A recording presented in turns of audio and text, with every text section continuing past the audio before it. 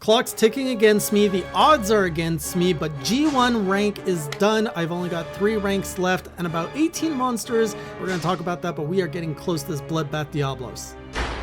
Welcome back, hunters, to the Hunter's Pub, where I am reporting live. We got Maurice on the floor over there, we got weapons getting crafted, and we are going as fast as I can to get to Bloodbath Diablos. And a lot of progress has been made this past week. I completed G1, I am halfway through G2, however, I have grinded to a halt in G2 where these monsters are either just carting me or taking 45 minutes to hunt. My Rathian hunt almost timed out, so I've pushed as far as I can with my current equipment, and I just need to grind to be able to finish off G2, get into G3, and push towards the end game to get Bloodbath Diablos. So as a reminder, my pledge is to slay Bloodbath Diablos 14 times, once with every weapon that I have learned throughout the course of the last month playing Monster Hunter GU. And what's left to do, I have to get to the end game. I think I have to unlock my Hunter rank. I don't know about that exactly. And depending on who you ask, I either have to fight 4 deviants or all the deviants, which would be another 14. That one, I still don't know exactly what the rule is. If you have to only slay the fated 4 deviants to unlock Bloodbath, or if you have to slay all the deviants. Everybody seems to have a different take on that. Now in G2, I've only got 4 monsters left. G3 has 7, G4 has 7, and I will be done. So here's a recap on what's been going on over in my streams, over in my hunts, and my experience through G1. So nothing has really changed since the last journal where I shared all of my updates on the weapons. Those are the weapons and the armor I took to these G1 fights. I was with my gun lance. All right, gun lance G1, look at my list of monsters. What can I take down with a gun lance? And I felt pretty comfortable with the double Royal Ludroth. And that one actually went not as bad as I was expecting, given I'm not that familiar with the weapon. It's G1, I'm under equipped. It took 36 minutes. And actually, I was having quite a bit of fun with the Gun Lance moveset, which is a far cry from how I actually made a short on how terrible this thing was in the game. So I'm using Gun Lance in Valor style. It feels a lot better now with the poke, poke, boom, and then the slap in the ground, more boom, and then every now and then I do my double boom, which is like an aerial bombardment or something. So it's maybe not doing as much damage as I would like it to do, but I'm feeling like I can actually maneuver with this weapon a little bit more. And I would like to request from my Canadian roots that we start dubbing this thing the Goon Lance, because it just sounds funny. Now I know none of you will adopt it, but from now on, anyone who uses a Gun Lance, I'm calling them goons with the Goon Lance, because why not? It's a Rurikon, you're a Goon Lance user now. So that was my experience with double Royal Ludroth. I still had 2 more Gun Lance hunts in my rotation. Did not feel comfortable going up against another G1 rank monster. So I decided to knock out some bubble quests from low rank. So I took on a low rank Brachydios with it. And I have to say, this matchup of weapon to monster, terrible. Because Brachydios is always repositioning himself after every single move, whether he's backing up, whether he's pivoting, which makes the Gun Lance, which is almost immovable, really hard to close the gap with Brachydios to give him a good pounding. So I really would not want to try fighting Brachydios in G rank with a Gun Lance. Went also against a Zinogre low rank with the Goon Lance, and it was a good time. I'm just really getting a good flow with this weapon, which really shows how things can change when you actually commit to a pledge. So next up, we switched into the Switch Axe, and I was like, all right, this is one of my comfort weapons. I should do as much progress as I can while I have this. And so I went up against, there was a Boltrum Geodrome combo. I'm like, okay, these are like weak monsters. I should be able to do this. Went in with the Switch Axe Adept, and this was my best hunt in G1. I finished it in 12 minutes. After that, up the ante a little bit. We went up against a Cephadrome and a Hermitor, also G1. This one was a nice, solid, comfortable zone. The Cephadrome is what I targeted first, and it took me about 15 minutes. I don't hunt this monster often. I was happy to go in 15 minutes with a Switch Axe that isn't even fully maxed out in high rank yet. And then it took 33 minutes for the whole thing, so probably another 15 minutes for a Hermitor. So not great numbers by any means, but I'm still happy. I was actually able to progress with what I had. After that, there was the Gypsaros. Again, went up with the Switch Axe, and this one went surprisingly well again. I did it in 14 minutes. I'm just getting really comfortable with the moveset of the Switch Axe Adept, dodging into everything. And also these monsters, they don't hit quite as hard as some of the others that were coming up around the corner. So very comfortable hunt, was able to progress nicely. And then that unlocked the Urgent, which was surprisingly a Barroth.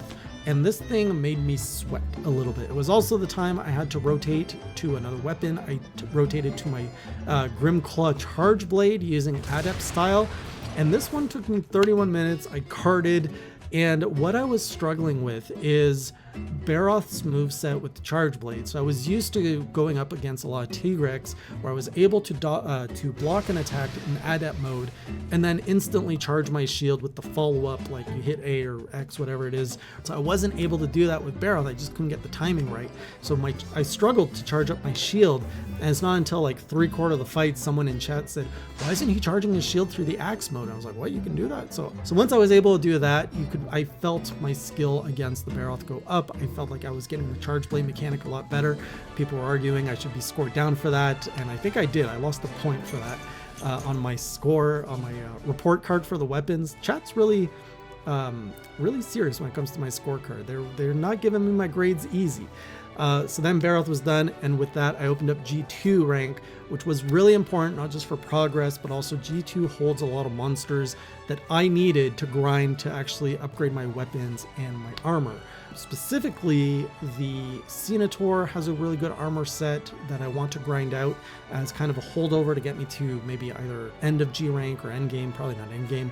And there's also Nargacuga, which is there, which will help me upgrade some of my weapons to G rank finally. So within G2, I'm like, all right, let's see how much progress I can make into G2 before we have to look into grinding stuff. The first up I went against is a Kongalala, and I think this fight would have went a lot better if I had not forgotten to bring my dung bombs. So there was also a Rathian on this level, and that was making everything from just bad to worse. Like, I was maybe struggling a little bit with Kongalala, nothing too bad. I was getting some good hits in, and I had also thought to bring my deodorant, so it was good. When I was getting the stinkies, I made me unstinky, and I was able to continue like healing and fighting, and it was good. But every time the Rathian came, it just messed up my tempo. I had to run out of the zone. I had to basically wait for them to stop, to fly away, and then find the Kongalala alone again. My paintballs would run out on him, so I missed out on my Kongalala, and I had to find it all over again. So I wasted a lot of time. It took 42 minutes to slay this thing. I was not happy with it. So from there, I decided to take a break from progressing through G2, and I wanted to try, I said this in the last video, I want to try some endgame high rank monsters, including my boy Alatreon and Amatsu, which I had never tried in Old World. So I went in with my Charge Blade against Alatreon, which is a matchup I've never done. I've always fought him with the Switch Axe. And after one cart, I abandoned this quest, and I'm not even ashamed of it, because I really did not enjoy the challenge of Alatreon and Monster Hunter Generations Ultimate for multiple reasons. First of all, the weapon matchup felt terrible because he's almost always in the air, so my Charge Blade can't really reach him. And then the other part is there's no artillery on this map. It's the kind of same moveset and everything as the Monster Hunter 3 Ultimate match with Alatreon, except you have no artillery to bring him down. You don't have a ledge to fight him like at his height. So it's an even worse fight in that regards. And to make it worse, it's on one of the worst maps, which is Ingle Isle, where half the map's on fire. And there we go. We got a sub that's coming into the Hunter's Pub. Was not expecting that to show up. Half the map's on fire, and then like the middle collapses and gets on fire too. It was a horrible experience. He was always out of range. I couldn't hit him, and when he finally got close, he would just like swipe and kill me. I did not enjoy it. So I'm like, okay, I saw what it was. I do not need to slay this monster for my pledge. Amatsu, on the other hand, was a whole different experience. So I know Amatsu's a flying monster, so I went in with my Insect Glaive. And it was such a serene fight. It was a beautiful soundtrack playing. Its moveset was nice, slow. The whole thing just felt very meditative. And with the Insect Glaive, I'm just going and like mounting this thing and choo-choo-choo. Like I was doing so much damage to it. What I didn't know was the tornado move, which caught me by surprise the first time. So that's basically an instant death when you die to the tornado. And then the second time I saw it happening, but I realized like it sucks you so hard you just can't run away from it. You have to sheath your weapon and run away. So I had my weapon out and I was trying to run away and it wasn't working, so I died that time. And the third time I finally had made it to phase 2 of this fight. The music changes and everything, and I didn't know what was going on because the camera was weird and it just looked like a monster was stuck and going like and what I didn't know is that I was releasing another tornado, so that killed me again. So I'm pretty sure I could have gone back and killed it knowing its moveset better. I had already dedicated 15-20 minutes to that fight. I'm like, I've seen what it is. I appreciate it. Again, I don't need to finish this hunt for my pledge. I may come back to it later, but for now, back to the progress. I looked at my list of of hunts I needed to do for G2 and saw what would be probably doable with my weapon. So now I'm in Insect Glaive, I believe. No, still in Charge Blade, because all those failed hunts with the other monsters doesn't count towards my guild card. So there was a Volvidon and Great Macau hunt, which I'm like, okay, this easy monster is comfortable, I can do it, and I did with my Charge Blade. It would have been faster if I had, again, remembered my dung bombs. I thought I put them in my pocket. I had bought a whole bunch, crafted a bunch, and something happened. I didn't put them in my pocket. So I had to struggle a little bit with the two monsters on the screen at the same time, but I did slay them. It was fun. It wasn't too stressful. It took me 25 minutes. Went well. After that, we really went to harder monsters, so I went up against a Plesioth with my Insect Glaive, which I thought would have been a good matchup, because my Insect Glaive is maxed out in high rank, and Plesioth's a tall monster, so I figured my Insect Glaive could really get up there. It was a good fight, going back and forth for about 25 minutes. I was getting hit just because it's a big fish with a dumb hip check and a stupid water laser, and at the end, that's what happened. He sniped me with the water laser. So because my armor isn't upgraded enough, it's just too easy for me to die. So if I had a bit more defense, I'm right around, speaking of defense, I'm at about 500 defense. I asked the chat, like, hey, what are you guys at in the end of high rank? And a lot of people said they were at 600, and in G rank, you go up to like 800-900 defense. So I'm quite squishy right now with my armor set. The last one that I did for progress is the Rathian. And again, this was a good fight. Like, I was hitting the Rathian quite a bit with my Insect Glaive, and it took me 45 minutes. So I'm just like, okay, I am definitely not doing enough damage. I have to rethink. I have to upgrade these weapons, and I got to just grind. So we opened up multiplayer, started grinding, and what it did, like, I haven't tested these weapons. For example, just the Nargacuga upgrades after farming some parts in G2, upgraded my light bowgun. It added 50 to the raw damage, and my Insect Glaive increased by 70. So like, those are significant bumps in attack power.